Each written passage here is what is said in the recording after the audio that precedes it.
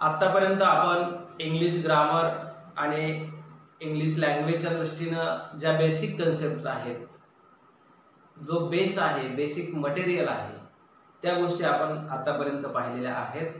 आणि आता खऱ्या अर्थानं आजपासून आपल्याला ग्रामर या टॉपिककडं, ग्रामर सेक्शनकडं आपल्याला पाहायचं आहे. आणि त्या दृष्टीनं इंग्लिश लँग्वेजचं ग्रामरची सुरुवात ही कुठल्याही याच्यामध्ये नेहमी कशानं होते तर टेन्स न होते. Tense. What is mean by tense? टेन्सला मराठीमध्ये आपण काय म्हणतो? काळ.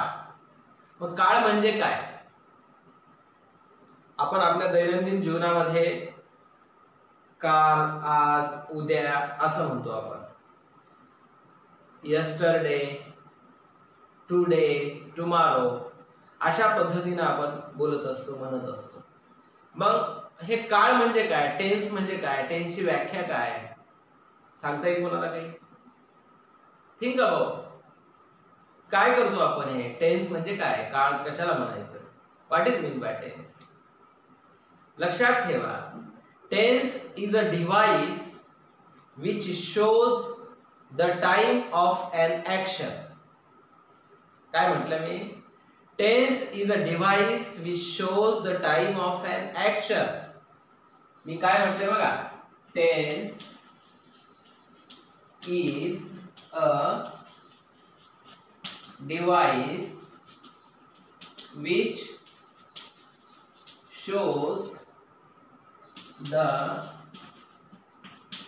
time of an action. काय म्हटले मी? काळ म्हणजे काय? तर टेन्स हे एक डिव्हाइस आहे. डिव्हाइस म्हणजे माध्यम आहे. कशाचं आहे? Which shows the time of an action. Action म्हणजे कृती. कृतीची वेळ दाखविणारं माध्यम म्हणजे टेन्स. लक्षामध्ये ठेवा. ज्या काही क्रिया घडत असतात, in the past, in the present, in the future, so many things happened, are going to be happen and will happen. आणि मग या सर्व ऍक्शन्स, थिंग्स, ज्या काही घडामोडी घडत असतात, या ज्या कृती असतात, ऍक्शन्स असतात, या ऍक्शन्सचा टाइम डिनोट करणारा, टाइम दाखवणारा, टाइम शो करणारा जे माध्यम आहे त्याला आपण टेन्स असं म्हणतो, काळ असं म्हणतो. लक्षात ठेवा.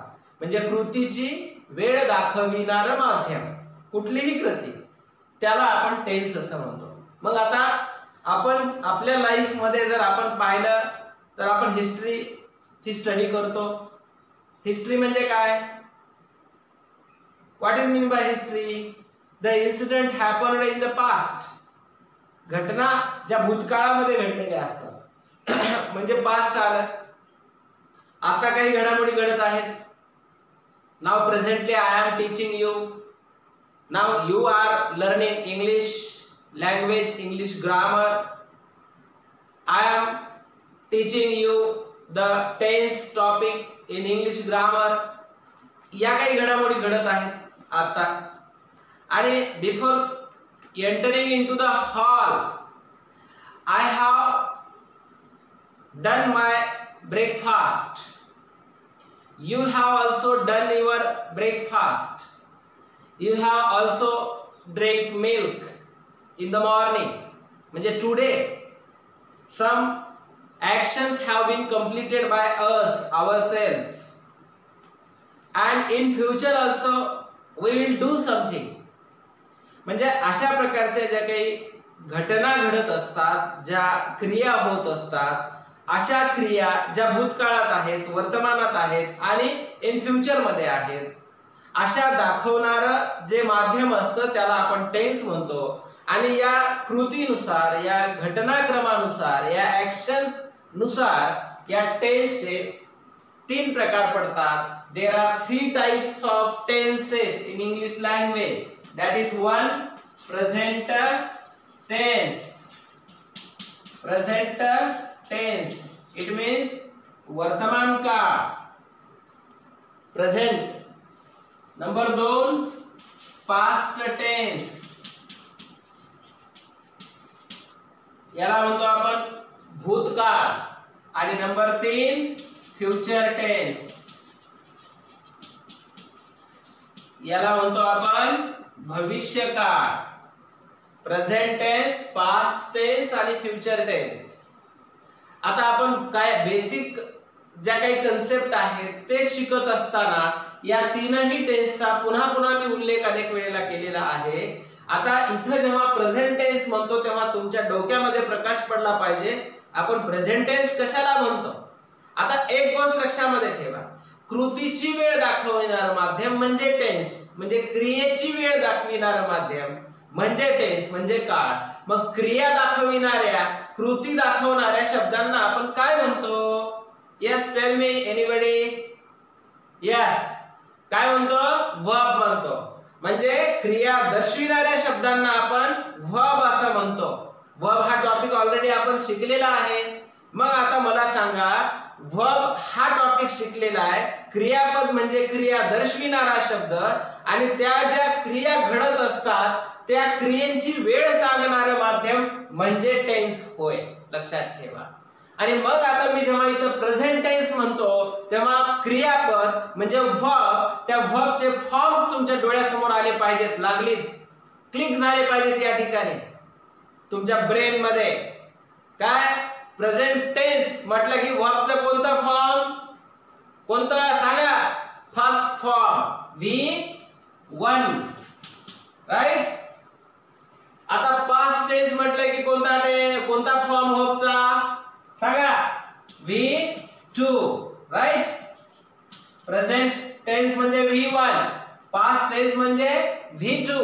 आणि मग आता फ्युचर टेन्स म्हणजे काय सांगा मला? For denoting the future tense, we have to use two modal auxiliaries. Which are they? Yes, shall and will. म्हणजे this is the basic things. These are the basic things of present tense, past tense and future tense. It means without shall and will there is no future tense. म्हणजे कुठलाही future tense असेल त्याचं जर आपल्याला एखादं वाक्य तयार करायचं असेल तर आपल्याला विल किंवा शॅल या मॉडल ऑक्झिलरीची मदत घ्यावीच लागते, लक्षामध्ये ठेवा. आता मी इथं प्रेझेंट टेन्स म्हणजे V1, पास्ट टेन्स म्हणजे V2 आणि फ्युचर टेन्स मध्ये शॅल आणि विल असं लिहून दिलंय. याचा अर्थ प्रेझेंट टेन्स चे जे काही प्रकार असतात त्या प्रत्येक प्रकारात V1च येत आहे असं नाही, किंवा पास्ट टेन्सचे जेवढे काही प्रकार आहेत त्यामध्ये V2च येत आहे असं नाही. एक जस्ट तुम्हाला मी या ठिकाणी संदर्भ दिला, या ठिकाणी जो आपण ऑलरेडी बेसिक गोष्टी शिकलेल्या आहेत त्याचा इथं संदर्भ आला म्हणून या ठिकाणी मी V1, V2 आणि शॅल आणि विल दिलेला आहे. एक बेसिक कन्सेप्ट एवढी लक्षामध्ये ठेवा. परंतु टेन्सचे जसे 3 प्रकार आहेत, हे बेसिक टाइप्स आहेत, बेसिक टाइप्स ऑफ टेन्स हे 3. There are 3 types. आणि मग आता each tense, present tense, past tense and future tense, each tense is divided into 4 sub types. म्हणजे वर्तमान काळाचे 4 प्रकार पडतात, भूतकाळाचे 4 प्रकार पडतात आणि भविष्य काळाचे 4 प्रकार पडतात. म्हणजे याचे 4, याचे 4 आणि याचे 4, 4 types of present tense, 4 types of past tense आणि 4 types of future tense. It means there are total 12 types of tenses in English language. How many types? 12 types of tenses. Present टेन्सचे 4 प्रकार, पास्ट टेन्सचे 4 प्रकार आणि future टेन्सचे 4 प्रकार आहेत. आपल्याला प्रत्येक प्रकार हा डीप मध्ये शिकायचा आहे आणि त्या दृष्टीने आता आपण या प्रेझेंट टेन्सचे जे 4 प्रकार आहेत ते आपण पाहणार आहोत. आता प्रेझेंट टेन्सचे आपण जे 4 प्रकार पाहणार आहोत त्यामध्ये पहिला प्रकार आहे प्रेझेंट टेन्स मध्ये सिंपल प्रेझेंट टेन्स. कोणता आहे? Simple present tense. याला मराठीमध्ये म्हणतो साधा वर्तमान काळ. आता या टेन्स मध्ये स्ट्रक्चर्स महत्वाचे आहेत, लक्षामध्ये ठेवा. स्ट्रक्चर्स म्हणजे वाक्य रचना इम्पॉर्टंट असतात. आपल्याला एका टेन्सचं रूपांतर दुसऱ्या टेन्स मध्ये करायला सांगितलं जातं, दुसऱ्या एखाद्या टेन्सचं एखाद्या दुसऱ्या प्रकारामध्ये आपल्याला रूपांतर करायला सांगितलं जातं. तर त्या वेळेला त्या जे टेन्सचे प्रकार आहेत आणि त्या टेन्सचे जे स्ट्रक्चर्स आहेत, म्हणजे ज्या वाक्य रचना आहेत, त्या आपण पाठ करणं आवश्यक आहे. आणि पाठ करत बसण्यापेक्षा जर तुम्हाला पाठीमागचा बेस पक्का असेल तर याला घोकंपट्टी करायची गरज नाही किंवा याला पाठांतर करत बसायची गरज पडणार नाहीये. विद्यार्थी मित्रांनो, लक्षामध्ये ठेवा.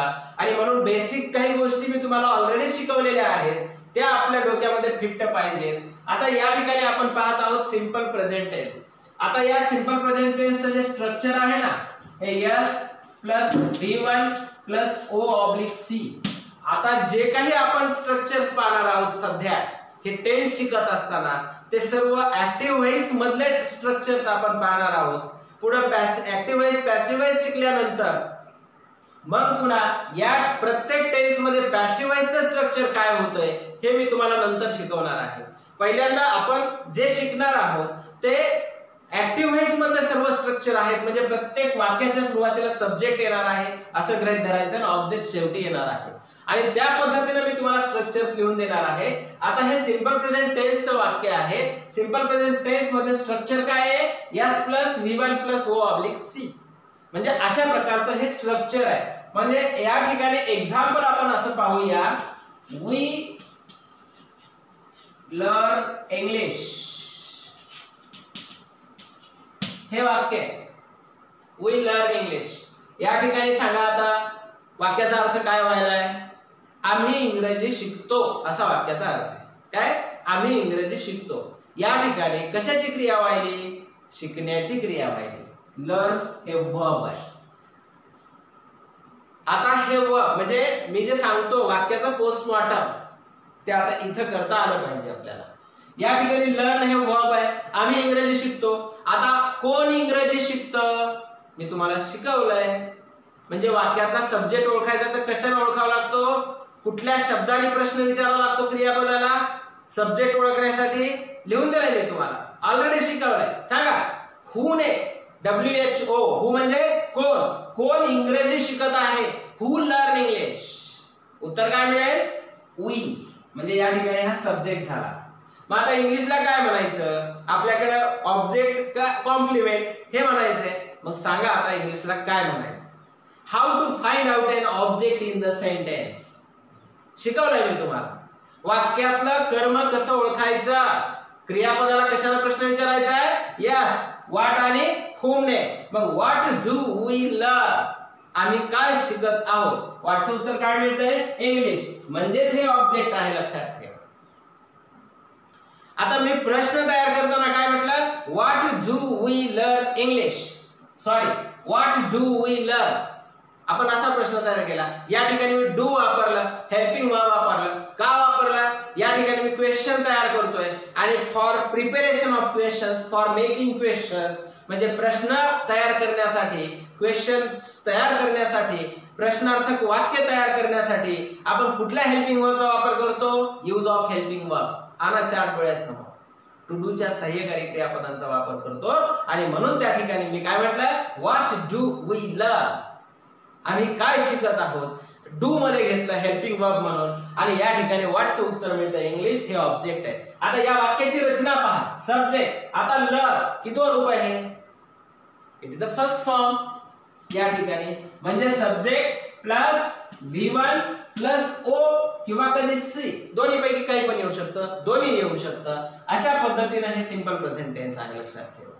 आता आणखी एक एक्झाम्पल आपण या ठिकाणी पाहूया.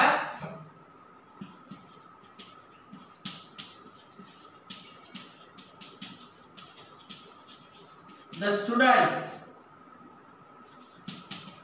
sit in the hall. हे वाक्य. The students sit in the hall. विद्यार्थी हॉल मध्ये बसले.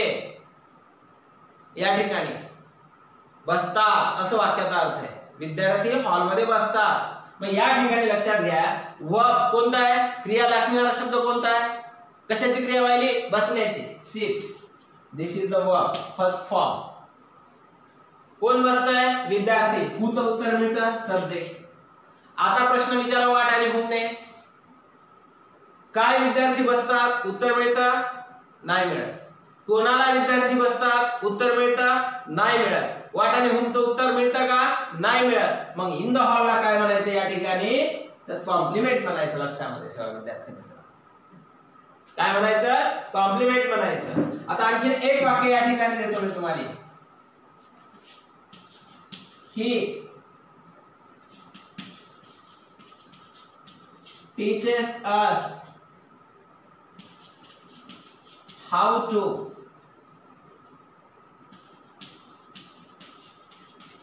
speak English.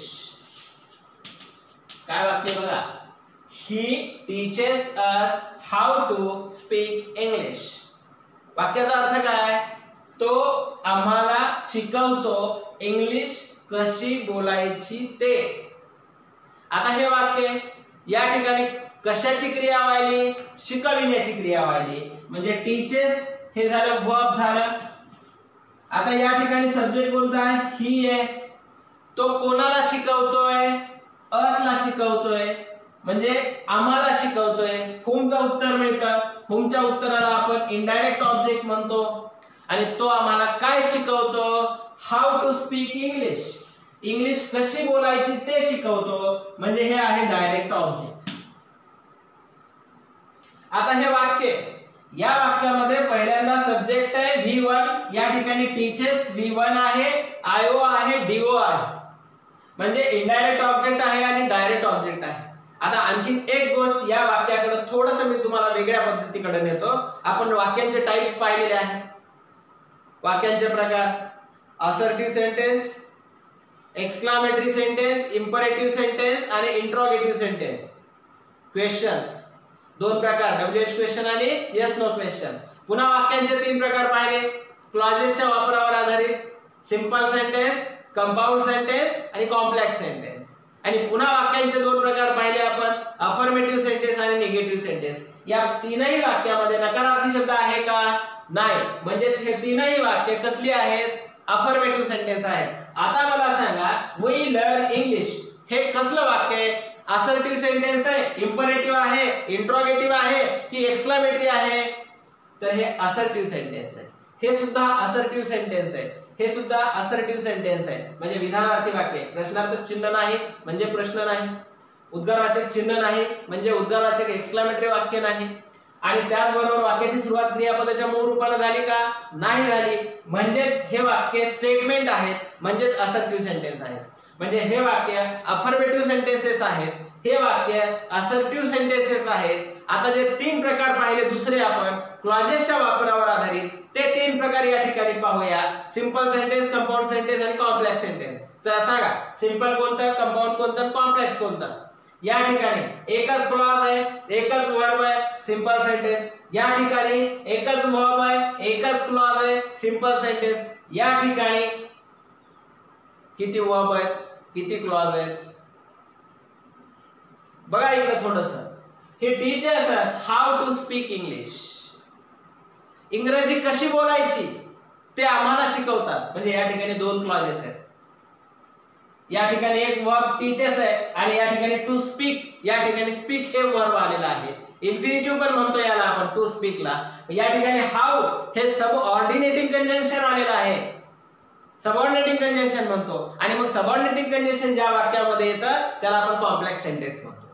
म्हणजे वाक्यांचे प्रकार ओळखता आले पाहिजेत. जर आपला बेस पक्का असेल तर हे सर्व प्रश्नांची उत्तरं आपल्या डोक्यामध्ये ऑटोमॅटिक मिळतील, लक्षात ठेवा. आता या वाक्यांकडे आपण पाहूया. या ठिकाणी simple present tense S + V1 + O/C, S V1 O/C, S V1 O/C अशा प्रकारचं स्ट्रक्चर आहे. या ठिकाणी सब्जेक्ट हा ही आहे, थर्ड पर्सन सिंग्युलर प्रोनाउन आहे. प्रोनाउनचा चार डोळ्यासमोर आणायचा, थर्ड पर्सन सिंग्युलर आहे, लक्षात ठेवा. कोणती कोणती, ही, सी आणि इट.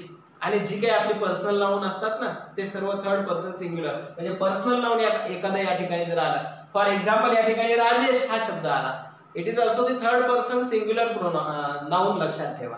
आणि मग या ठिकाणी टीचला आपण काय लावलंय, ईएस लावलं. एस किंवा ईएस हा प्रत्यय कधी लागतो, फक्त सिंपल प्रेझेंट टेन्स मध्ये लागतो.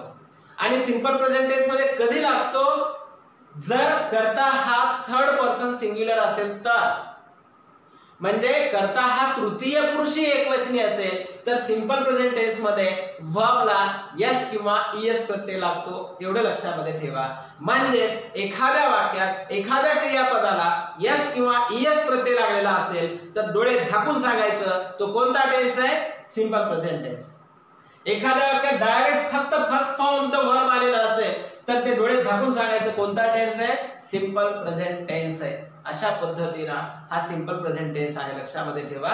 याचं स्ट्रक्चर अशा पद्धतीने आहे, हे सिंपल प्रेझेंट टेन्सचं स्ट्रक्चर आहे, लक्षामध्ये ठेवा. आता आपल्याला या सिंपल प्रेझेंट टेन्सचा वापर शिकायचा आहे. आता या सिंपल प्रेझेंट टेन्सचा आपल्याला वापर शिकायचा आहे. Use of simple present tense म्हणजे कधी कधी वापरतो आपण सिंपल प्रेझेंट टेन्स, किंवा कधी कधी वाक्य आपल्याला सिंपल प्रेझेंट टेन्स मध्ये वापरावे लागतात, हे लक्षामध्ये ठेवा. तर use of simple present tense म्हणजे सिंपल प्रेझेंट टेन्सचा वापर. थोडक्यामध्ये तुम्हाला सांगतो मी सिंपल प्रेझेंट टेन्सचा वापर. ज्या युनिव्हर्सल ट्रूथ असतात गोष्टी, त्रिकालाबाधित सत्य, युनिव्हर्सल ट्रूथ, हे दर्शविण्यासाठी आपल्याला सिंपल प्रेझेंट टेन्सचा वापर करावा लागतो. आता याचं एक्झाम्पल काय, the sun rises in the east, सूर्य पूर्वेला उगवतो. The earth moves round the sun, पृथ्वी सूर्याभोवती फिरते. त्रिकालाबाधित सत्य म्हणजे तीनही काळामध्ये सत्य असणाऱ्या ज्या गोष्टी असतात, ज्या घटना असतात, त्या दर्शविण्यासाठी सिंपल प्रेझेंट टेन्सचा वापर करावा लागतो. आपल्याला the earth moves round the सन हे वाक्य दुसऱ्या कुठल्याच टेन्स मध्ये वापरता येत नाही, विद्यार्थी मित्रांनो, लक्षात ठेवा. The sun rises in the east हे वाक्य आपल्याला नेहमी सिंपल प्रेझेंट टेन्स मध्येच वापरावं लागतं, because it is the universal truth. आणि म्हणून अशा युनिव्हर्सल ट्रूथ दर्शविण्यासाठी आपल्याला सिंपल प्रेझेंट टेन्सचा वापर करावा लागतो. याचा दुसरा वापर पहा, आपल्या ज्या हॅबिट्स असतात किंवा हॅबिच्युअल ऍक्शन्स दर्शविण्यासाठी आपल्याला सिंपल प्रेझेंट टेन्सचा वापर करावा लागतो. म्हणजे हॅबिच्युअल ऍक्शन्स म्हणजे कोणत्या, I wake up early in the morning, मी दररोज सकाळी लवकर उठतो. She drinks a milk every day, ती दररोज दूध पिते. ही रन्स फास्ट, तो जोरात पळतो. म्हणजे या हॅबिच्युअल ऍक्शन्स आहेत. आपल्याला ज्या काही हॅबिच्युअल ऍक्शन्स दाखविण्यासाठी आपण सिंपल प्रेझेंट टेन्सचा वापर करतो. तसंच तिसरा वापर, अधूनमधून ज्या घडणाऱ्या क्रिया असतात, ऑकेजनली ज्या काही घडणाऱ्या क्रिया असतात, त्या क्रिया दर्शविण्यासाठी आपल्याला सिंपल प्रेझेंट टेन्सचा वापर करावा लागतो. ऑकेजनली, अधूनमधून म्हणजे काय, आय राईट अ लेटर, मी पत्र लिहितो. My father send me the messages, माझे वडील मला मेसेजेस पाठवतात. My parents send me the money, माझे आई वडील मला पैसे पाठवतात. I provide the meal to the needy persons, मी गरजू लोकांना मील पुरवठा करतो. मील म्हणजे जेवण पुरवतो. म्हणजे अशा अधूनमधून ज्या घडणाऱ्या क्रिया असतात त्या दर्शविण्यासाठी एकदा सिंपल प्रेझेंट टेन्सचा वापर केला जातो. आणि जसं युनिव्हर्सल ट्रूथ त्रिकालाबाधित सत्य म्हटलं, त्याच पद्धतीनं जे व्यावहारिक सत्य असतात, म्हणजे आपल्या बिझनेस मधले जे ट्रूथ असतात, बिझनेस ट्रूथ ज्याला म्हणतो आपण, ते दर्शविण्यासाठी सुद्धा आपल्याला सिंपल प्रेझेंट टेन्सचा वापर करावा लागतो. फॉर एक्झाम्पल त्याचं जर पाहायचं असेल, honesty is the best policy, प्रामाणिकपणा हा चांगला गुण आहे. आता आहे का नाही हा तो प्रसंग ठरवतो, परंतु प्रामाणिकपणा चांगला गुण आहे असं तर व्यवहारात म्हटलं जातं. कुठलाही व्यवहार असो, मग नंबर 1 चा असो की नंबर 2 चा असो, आणि तुमच्या माहितीच तो सर्वात जास्त प्रामाणिकपणा 2 नंबरच्या धंद्यामध्ये असतो, लक्षात ठेवा. 2 नंबरच्या बिझनेस मध्ये असतो. तिथं जर अप्रामाणिक वागलं, तिथं जर गद्दारी केली तर डायरेक्ट वरचं तिकीट. आणि त्यामुळं प्रामाणिकपणा हा चांगला गुण आहे. Honesty is the best policy हे एक व्यावहारिक सत्य आहे, बिझनेस ट्रूथ आहे. आणि असे बिझनेस ट्रूथ दर्शवण्यासाठी सुद्धा आपल्याला सिंपल प्रेझेंट टेन्सचा वापर करावा लागतो. विद्यार्थी मित्रांनो, अशा पद्धतीनं हे सिंपल प्रेझेंट टेन्स आहे.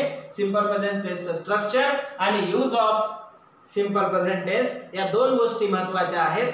या तुम्ही शिकल्या पाहिजेत आणि हे शिकण्यासाठी हा बेस पूर्ण पक्का तुमचा असला पाहिजे, तरच या गोष्टी कळतील, अन्यथा कळणार नाहीत. आणि म्हणून हे सिंपल प्रेझेंट टेन्स किंवा इंग्लिश ग्रामर शिकण्यासाठी तुम्हाला या माझ्या व्हिडिओ लेक्चर सोबतच माझं step by step English grammar a perfect solution याची हार्ड कॉपी किंवा सॉफ्ट कॉपी जर तुम्ही तुमच्या जवळ ठेवली तर निश्चितपणानं तुमचं इंग्लिश लँग्वेज वरचं प्रभुत्व चांगल्या पद्धतीने निर्माण होईल, हे मात्र निश्चित. आणि सर्वात महत्त्वाची गोष्ट लक्षात ठेवा, सर्वांना विनंती आहे की आमचं YouTube चॅनलला जर सबस्क्राइब केलं तर तुम्हाला फ्री ऑफ कॉस्ट हे सर्व व्हिडिओ लेक्चर्स तुम्हाला घर बसल्या पाहता येतील आणि इंग्लिश ग्रामर अगदी मोफत तुम्हाला शिकता येईल. आणि हो, एक गोष्ट विसरू नका, आयकॉन बटनला प्रेस करायला.